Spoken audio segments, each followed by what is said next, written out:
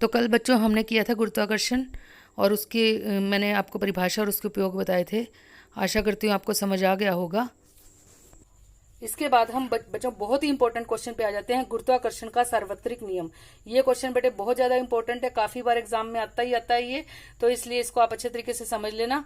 तो बच्चों गुरुत्वाकर्षण बल के समझाने के लिए मैं आपको एक उदाहरण देती हूँ जिसमें हम दो वस्तुएं ले लेते हैं। मान लो मैंने दो वस्तु ले ली, एक छोटी एक बड़ी। थोड़ा इसको और बड़ा दिखा देते हैं अगर आपको नहीं पता लग रहा।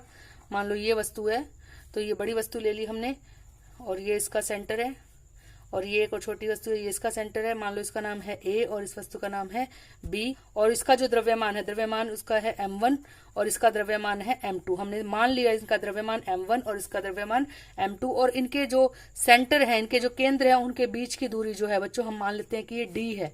जो d दूरी है वो दोनों के सेंटर की दूरी है, सेंटर के बीच में जो दूरी बनती है वो d बनती है। तो बच्चों इन दोनों के, जैसे अभी मैंने आपको परिभाषा करवाई गुरुत्वाकर्षण बल की, उसमें मैंने ये बताया कि पृथ्वी को, इस ब्रह्मांड में हर वस्तु दूसरी वस्तु को आकर्षित करती है। जैसे ये ए है, ये बी को आकर्षित कर रही होगी, और जो बी है वो ए को आकर्षित कर रही है। दोनों के बीच में एक बल लग रहा है, और बल को हम एफ से दर्शाते हैं। एफ बल को दर्शाता है, आपने पहले किया ही हुआ है कि बल। अब बच्चों जो बल है यहाँ पर वो क्या है, इन दोनों वस्तुओं के द्रव्यमान के समानुपाती है। क्या मतलब है बेटे कि अगर ये वस्तुओं का द्रव्यमान जितना ज्यादा ये वजन होगा इनका, इतना जितना ज्यादा द्रव्यमान होगा उतना ही बल भी ज्यादा लगेगा। जैसे तो F अनुक्रमानुपाती है m1 के और साथ में m2 के। अगर आपको नहीं समझ में आया, मैं आपको एक उदाहरण देके बताती हूँ। मान लो हम चुंबक लेते हैं, वैसे आप एग्जाम में चुंबक मत लिखना क्योंकि चुंबक के गुण अलग होते हैं, पर मैं जस्ट एक समझाने के लिए आपको बता रही हूँ। मान लो आप दो छोटी चुंबक लेते हैं, वो आपस में जो चिपकेंगे, एकदम आकर्षित करेंगे एक दूसरे को, तो उनमें बल कम होगा। आप थोड़ी सी बड़ी चुंबक ले लो, उनका जो आकर्षण बल है वो थोड़ा ज्यादा होगा। आप और बड़े बड़े चुंबक ले लो, उनका बीच में आकर्षण बल और बहुत ज्यादा होगा, बहुत बल से वो एक दूसरे को अपनी तरफ आकर्षित करेंगे। इसका मतलब क्या हुआ कि उनका जितना द्रव्यमान ज्यादा है, जितनी बड़ी है चुंबक, जितना उनका द्रव्यमान ज्यादा है, उनके बीच में बल भी उतना ही क्या लग रहा है, ज्यादा लग रहा है। इस तरह से यहाँ पे जो एफ है यानी जो बल है वो m1 और m2, मतलब जो a का द्रव्यमान है और जो b का, उनके समानुपाती है। जो ये निशान दर्शाते हैं समानुपाती को दर्शाता है, मतलब अगर ये ज्यादा होंगे तो बल भी ज्यादा होगा। मतलब अगर द्रव्यमान ज्यादा होगा तो बल ज्यादा होगा, अगर द्रव्यमान कम होगा मतलब वस्तु हल्की होंगी तो उनके बीच का बल भी क्या हो जाएगा, कम हो जाएगा। तो F अनुक्रमानुपाती है m1 के और m2 के, यानी कि दोनों वस्तुओं के द्रव्यमान के ये समानुपाती है। अब बच्चों मान लो चुंबक है, अगर वो पास है तो उनका आकर्षण ज्यादा होगा, लेकिन अगर चुंबक को दूर दूर रख दो तो क्या वो उतने ही बल से आकर्षित कर पाएंगे एक दूसरे को। मान लो आपने दो चुंबक ली, एक यहां रख दी, एक यहां रख दी, क्या उनमें आकर्षण उतना होगा जितना कि दो चुंबक यहां रखी है उनमें आकर्षण होगा। तो जो यहां चुंबक रखी होगी उनमें आकर्षण ज्यादा होगा, और जो यहां चुंबक रखी होगी उनमें आकर्षण क्या होगा, कम होगा। इसका मतलब क्या, अगर दूरी बढ़ा दी जाए तो उनका आकर्षण कम हो जाएगा, यानी बल कम हो जाएगा, और जितना वो पास होंगी उतना ही उनका आकर्षण क्या होगा, ज्यादा होगा। इसका मतलब क्या हुआ कि जो दूरी है जितनी ज्यादा होगी उनका आकर्षण उतना ही, उनका बल भी क्या हो जाएगा, कम हो जाएगा। यानी एफ व्युत्क्रमानुपाती है। व्युत्क्रमानुपाती का मतलब होता है, निशान तो इसी तरह का लगता है लेकिन वो नीचे आ जाता है। डिस्टेंस डी का मतलब यहाँ पे दूरी है, दूरी के वर्ग के व्युत्क्रमानुपाती होता है जो बल। इसका मतलब यह है कि दो वस्तुओं के बीच में जो बल लग रहा है, जितनी उनकी दूरी बढ़ा देंगे उनका उतना बल कम हो जाएगा। तो ये व्युत्क्रमानुपाती है डिस्टेंस यानी कि उसके दूरी के वर्ग के। तो इस तरह से आप इन दोनों को अगर इकट्ठा मिला दें तो ये पहली की पहली इक्वेशन ये बन गई और आपकी दूसरी इक्वेशन ये बन गई। अब इन दोनों को मिला दिया जाए तो F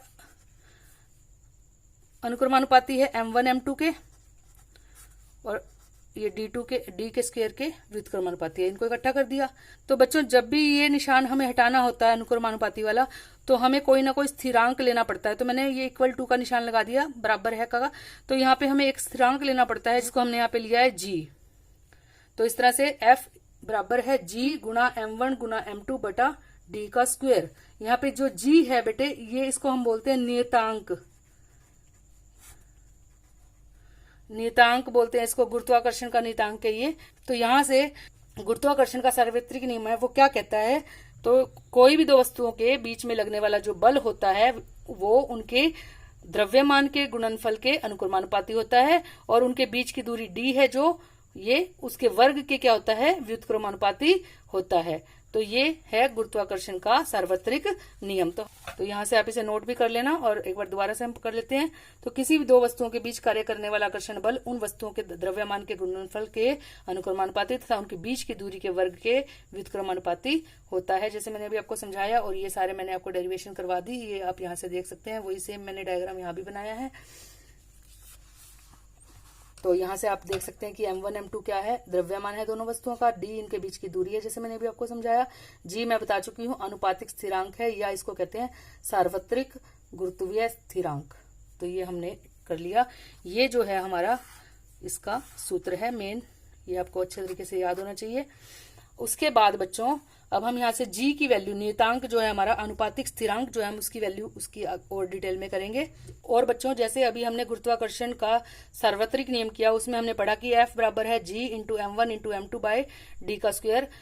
तो बच्चों जैसे हम अगर g का मान निकालना चाहेंगे तो सामने ये वैल्यू जाके उल्टा हो जाएगी, मतलब ये d का स्क्वायर जो नीचे था वो ऊपर आ गया और m1 m2 यहाँ पे आ गए हैं नीचे।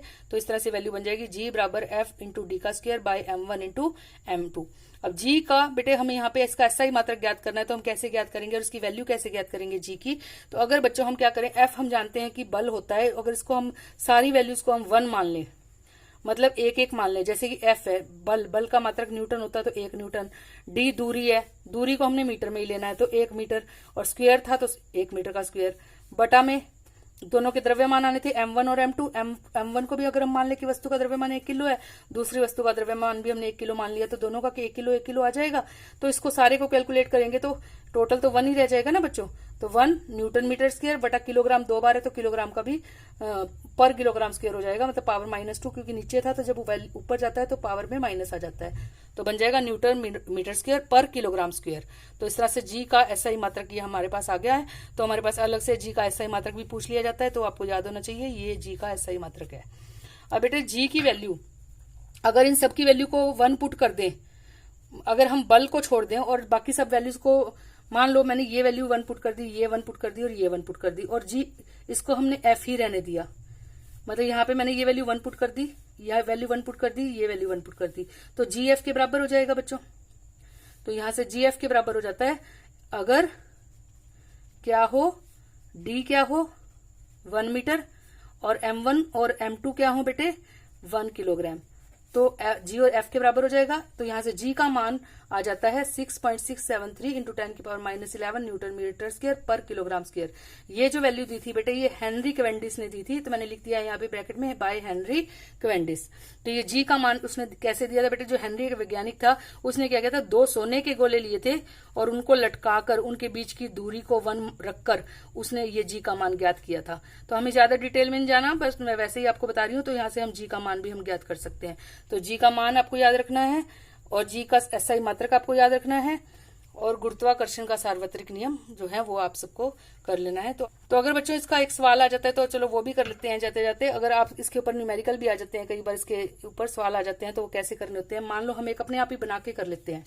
मान लेते हैं कि हमारे पास 2 वस्तु हैं, एक वस्तु का जो द्रव्यमान है वो है 2 किलोग्राम और दूसरी वस्तु का जो द्रव्यमान है वो है 4 किलोग्राम, और हम मान लेते हैं कि दोनों के बीच की दूरी जो है वो 5 मीटर है। हमें जो दूरी है उसको मीटर में ही लेना है, क्योंकि अभी हमने मात्रक किया था मीटर में ही था, दूरी को मीटर में ही लिया गया था और जो उनके जो द्रव्यमान है उनको किलोग्राम में ही लिया गया था। तो उसी तरह से हमने इनको लेना है। तो अभी हमने सूत्र किया था, ये किया हुआ है हमने यहाँ पे सामने ही सूत्र। तो एफ बराबर है जी,